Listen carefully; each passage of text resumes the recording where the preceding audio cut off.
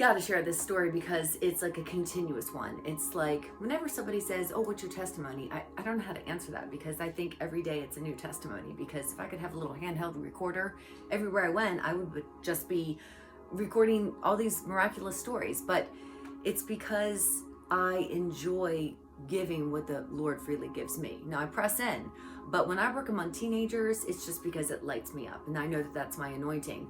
I adopted or took in 7 kids and I use like this foster care system. People drop off their kids. I'm like, we'll find you a Christian home. But for about 5 years, we had 7 come and go. And that's just my heart. It's explaining that if there's somebody else that doesn't want you, first of all, God does, and he has other people to put in place of your parents to be surrogates to show you that he actually gives a rip about you.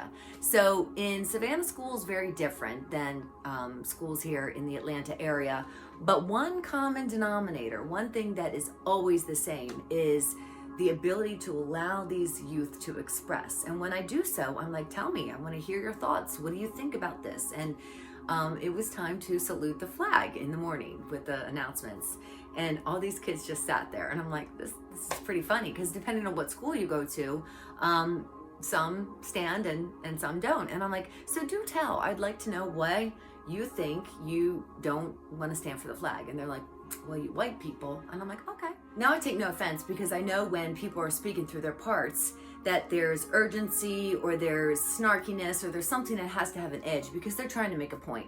So I explained that to them. And I'm like, well, there's really kind of nothing you can say that can get under my skin because I worked in the hood and it's completely different. But the same mindset exists for people of color and myself because that doesn't come from a race problem. It has nothing to do with the color of my skin. You don't offend me by saying I'm part of the problem because I know I'm not.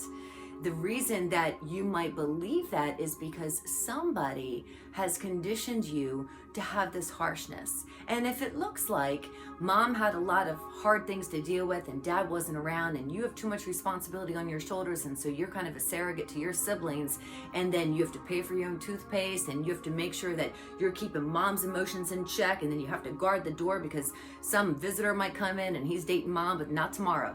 I get that because that's not a black people problem. That's a humanity problem. That crosses all socioeconomic boundaries and colors and cultures. So it takes one to know one. So if your mama was talking mean to you, and I had their attention at this point, and they're like, yeah. And I'm like, so that aggression, that hostility is already pumping through your veins because you've had to deal with a lot. And so had I by the time I was in high school. And I'm like, and that gives us something in common. I'm not talking down to you. I'm not saying that you're disrespectful. I'm not calling you names. I'm like, but the very person that's supposed to love and lead you, that's telling you to dislike me because of the color of my skin, is she doing those things to you? You can't throw hate towards me if I'm not the one that's hating you.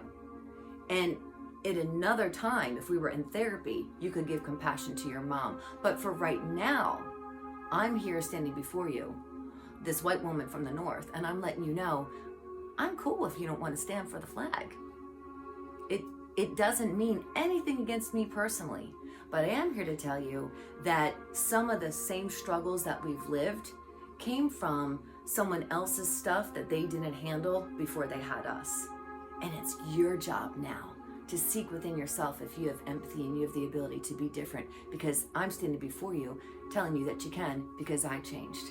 And that power is from within when you speak to the parts of you that have suffered by being labeled and called something that you really weren't, and you realizing you don't have to be.